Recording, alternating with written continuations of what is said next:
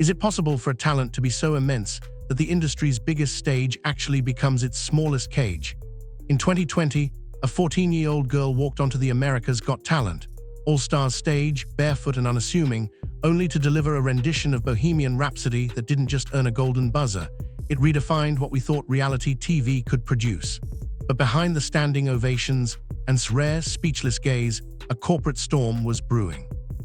Despite being the clear of millions, Jordan didn't walk away with the trophy. The question isn't just how she lost, but why the most powerful judges in entertainment were seemingly powerless to stop her exit. As we peel back the layers of the superfan voting system and the ironclad contracts that govern the industry, a much more clinical and calculated picture emerges. It's a story of corporate gatekeeping, creative defiance, and a legal battle that nearly silenced a generation's greatest voice before it could truly begin.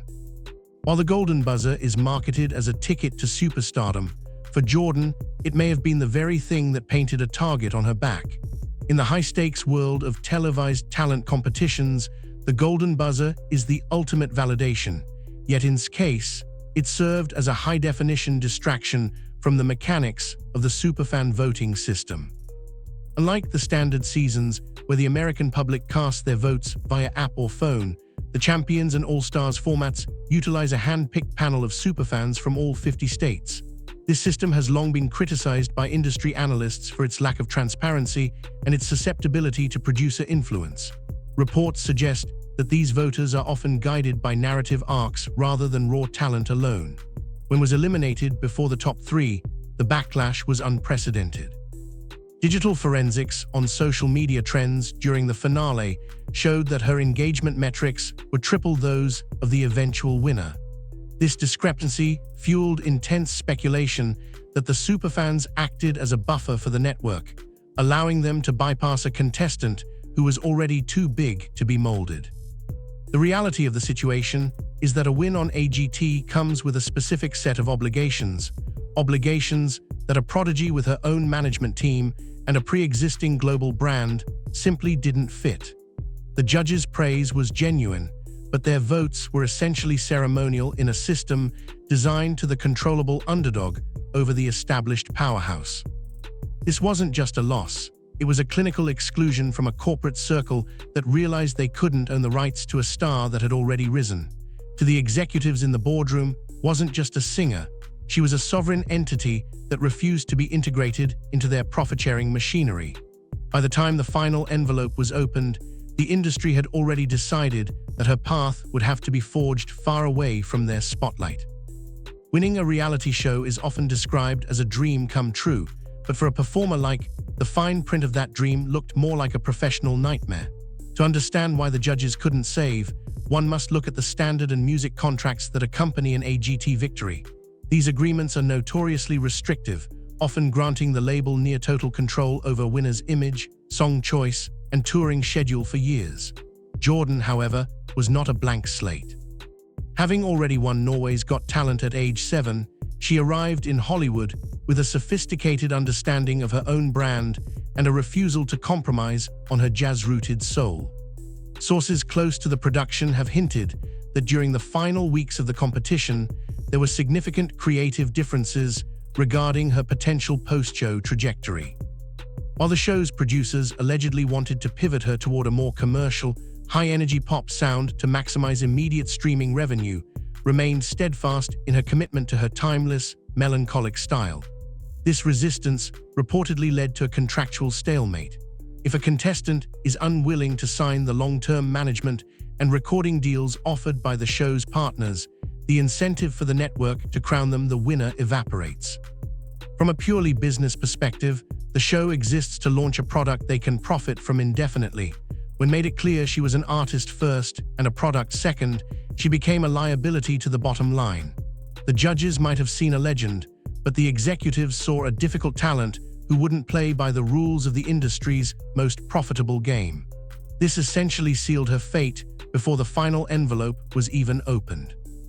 The disappearance that followed wasn't a lack of interest from the public, but a strategic retreat by the artist as she realized the price of the crown was her very identity.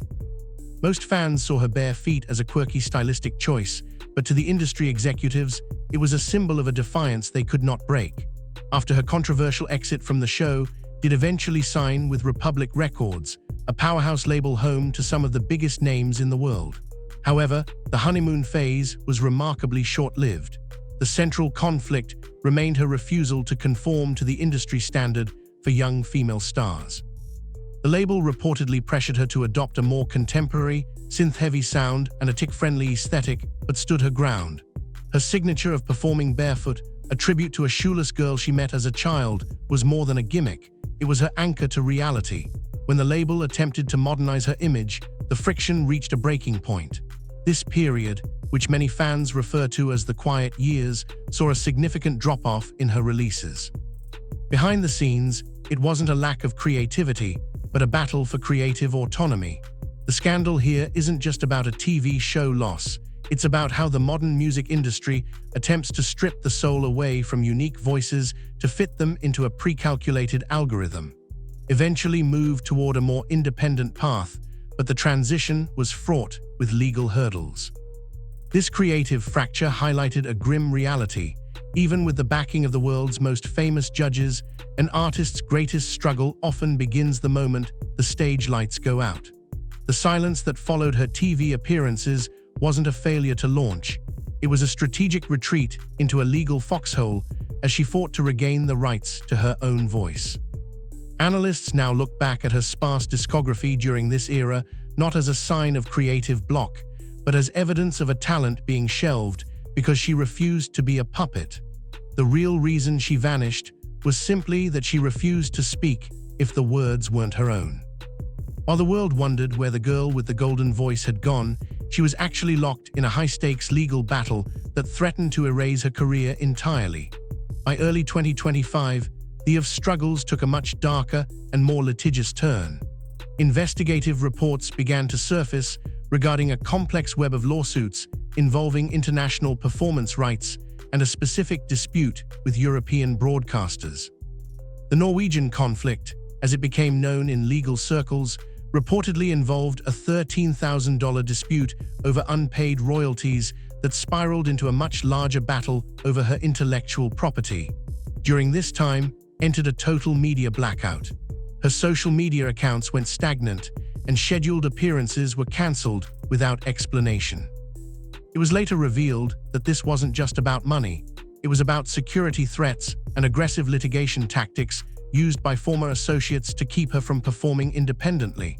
In the industry, this is often referred to as shelving an artist, making it legally impossible for them to work until they give in to the label's demands. The sheer intensity of these legal wars would have broken most performers, but it became the fire that forged her current independence. The fact that the AGT judges, many of whom have their own labels and production companies, remained silent during this period spoke volumes. The industry protects its own interests, and when a talent decides to go rogue and fight for their rights, the support from the establishment often vanishes.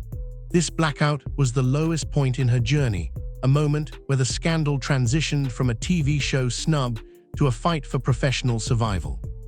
For over a year, one of the world's most gifted vocalists was effectively muzzled by a legal system that corporate entities over individual creators. But as it turns out, the silence wasn't a surrender, it was the quiet before a massive, independent storm. In a world obsessed with being seen, Jordan's most brilliant move was her decision to disappear, only to reappear on her own terms. Now in 2026, the narrative has shifted from what happened to Jordan to how did she win the war. After successfully navigating the legal minefield of the previous years, has emerged as a pioneer for independent artists. Her recent moves have completely bypassed the traditional industry gatekeepers who once tried to suppress her. The most shocking development has been her Vegas blackout residency. Unlike typical residencies that rely on massive social media blitzes and televised promotions, shows have been shrouded in an intentional lack of digital footprint. No phones are allowed, no clips are leaked, and tickets are sold through a private fan network. This has created a level of prestige and mystery that the manufactured stars of AGT could never achieve. She is reportedly outturning her previous major label projections by nearly 400% by owning 100% of her masters and merchandise. This independent revenge serves as a scathing indictment of the reality TV machine. The judges couldn't save her because the system they represent was designed to harvest her, not help her. By walking away from the trophy and fighting through the legal accusations and corporate shelving, she has proven that a golden buzzer is just gold-plated lead if it comes with the price of your soul. Jordan didn't lose America's Got Talent, she survived it. And in the process, she's shown every aspiring artist that the biggest stage in the world is the one you build for yourself, far away from the cameras and the voting booths. The saga of Jordan serves as a chilling reminder that in the high-stakes world of entertainment, talent is often the least important factor in the eyes of the executives. We watched her perform with the hope that the system would recognize her greatness, but the system only recognizes what it can control. From the superfan mystery to the legal battles that forced her into silence, her journey has been anything but the fairy tale portrayed on screen. However, by embracing her independence and rejecting the standard industry path, she has achieved something far more valuable than a season win. She has kept her voice, her story, and her integrity intact. As she continues to perform in the shadows of her own choosing, one truth remains. The judges didn't save her because she was the only one in that room who didn't need saving. Jordan is a cautionary tale for the industry and a beacon of hope for the artist. The next time you see a golden buzzer, ask yourself, is it an opening door or a gilded cage?